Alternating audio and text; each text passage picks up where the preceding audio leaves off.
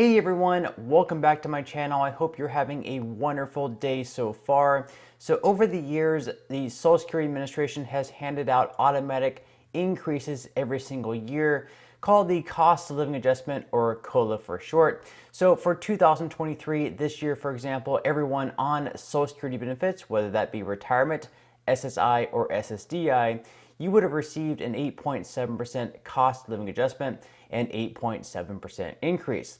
However, a lot of people receiving these increases are unfortunately saying that it's just not enough, that it's not keeping up with inflation. So we're going to be going over that report in this video, and then we're going to be going over some potential changes to Social Security, including raising of the full retirement age, which unfortunately for a lot of Republicans, that idea is actually backfiring in a big way.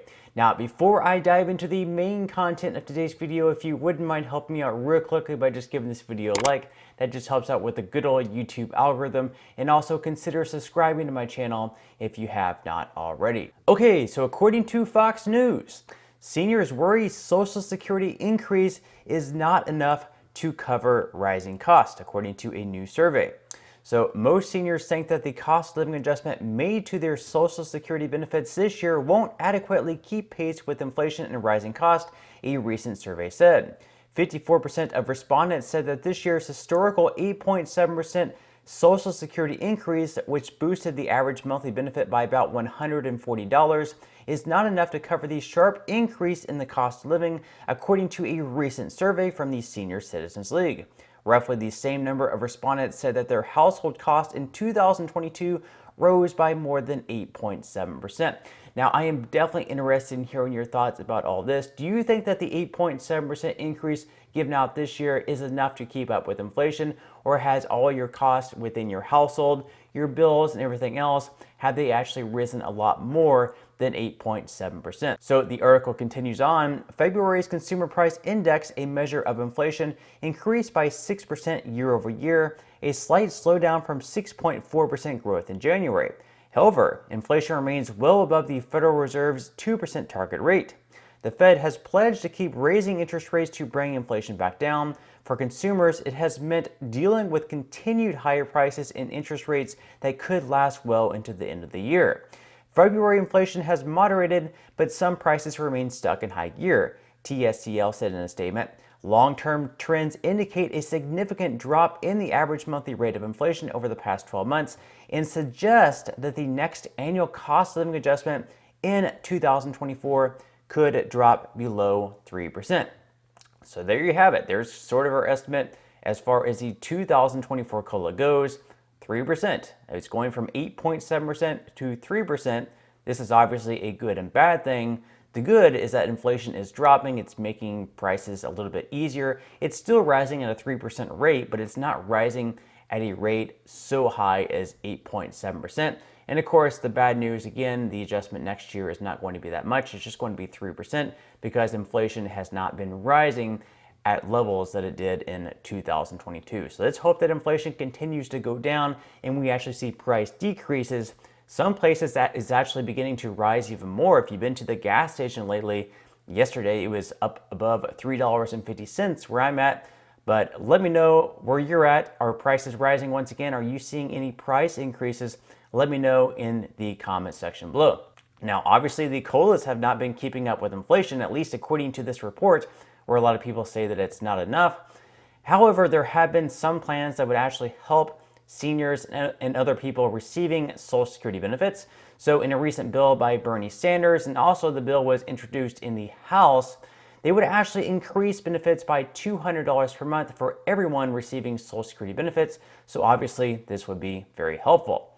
So according to one article here, Senator Sanders and Warren introduced Social Security Expansion Act, and the bill proposed this week aims to make Social Security solvent for 75 years and to increase benefits, especially for low-income workers and retirees.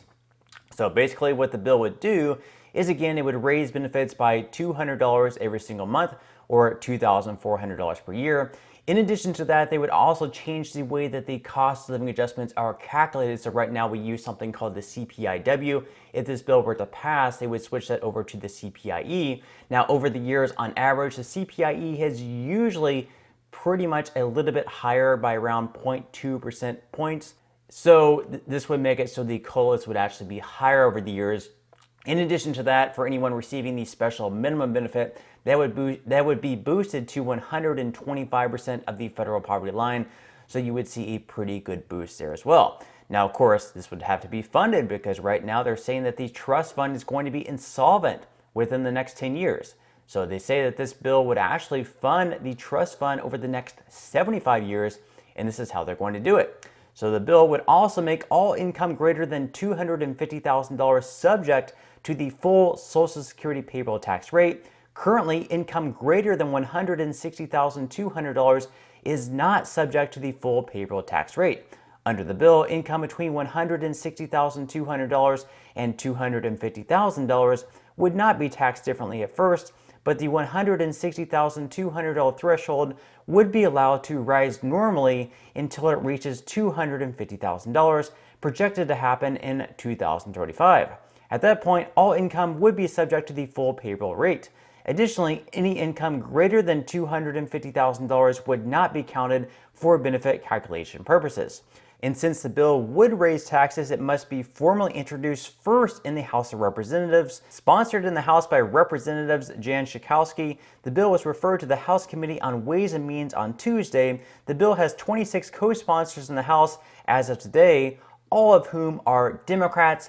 Republicans control the House, and the Committee on Ways and Means is chaired by Representative Jason Smith, a Republican from Missouri. So I think that's the big point here. The House right now is controlled by Republicans.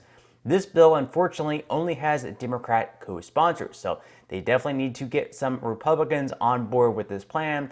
Otherwise, it really has no chance of passing. Now, Republicans are pretty much completely against raising taxes, which this bill would do. So with that said, in the House, it's going to be very difficult for Democrats to get Republicans on board with any type of bill that is going to be raising taxes. Because, in fact, Republicans actually have a very much different idea on how to make Social Security solvent for a longer period of time. And that is to raise the full retirement age from 67, where it is now, up to 70. Now, there has been different age groups that they have discussed of doing this to, whether it's people in their 20s, whether it's people in their 30s or 40s.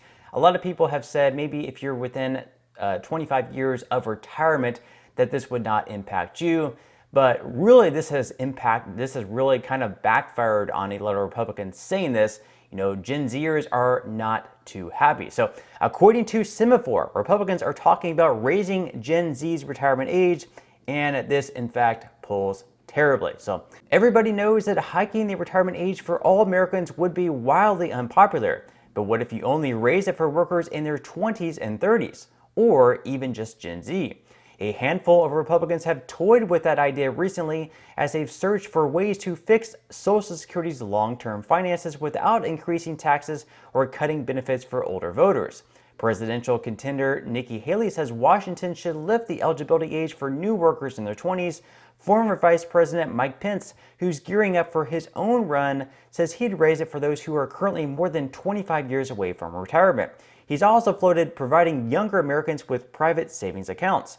Some members of Congress who are looking to overhaul Social Security also argue younger people should work longer before receiving full benefits. Quote, somebody who's got 30 years to go before a base retirement, that's probably a pretty reasonable time to state. It might take you an extra 6 months to a year before you're at full retirement benefits, GOP Senator Mike Rounds of South Dakota, who has been involved in the chamber's bipartisan Social Security discussions, told Semaphore.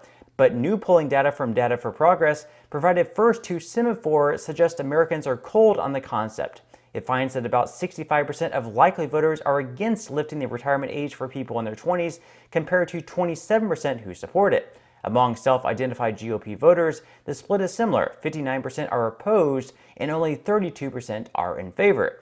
The Data for Progress poll also looks specifically at 3 swing districts in New York, where GOP gains in 2022 helped the party take back control of the House. In one of the districts, just 20% supported raising the retirement age to 70 for future generations, and the other 2, less than 10%, supported it. And of course, it's not difficult to see why younger Americans are front and center in the Social Security debate. They consistently vote at lower rates than seniors, so they're less capable of exacting revenge at the polls.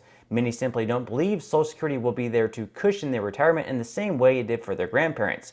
But in recent years, there's also been a striking shift among Americans against shrinking spending on popular programs like Social Security. As this latest polling suggests, that's made it a challenge for Republicans to translate their desire to tighten the government's belt into measures that gain favor with voters, even their own. So according to this recent Fox News poll that I'm going to put up on the screen here, it shows that back in 2013, 54% of people said that we should be keeping programs untouched.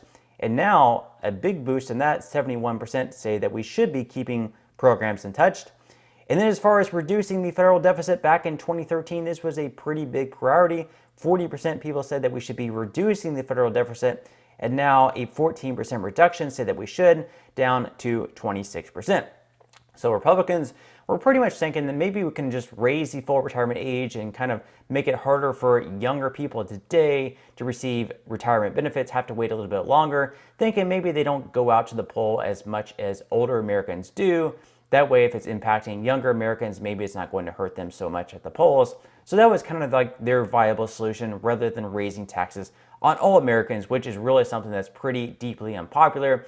However, it looks like this raising of the full retirement age is going to be deeply unpopular. Whether or not it's going to actually impact them at the polls, we'll have to wait and see. At the end of the day, this is something the Democrats are completely against, though. But something will need to get done because, again, according to recent estimates, if they don't do anything in the next decade, everyone receiving Social Security benefits at that point in time will receive an automatic benefit reduction of anywhere between 20 to 25%. So obviously, it's going to be very important that they do get something done. But that's all we have for today's video. I certainly hope that you enjoyed. If you did, again, I would greatly appreciate if you could give this video a like. Consider subscribing to my channel if you have not already. And I will see you in the next video.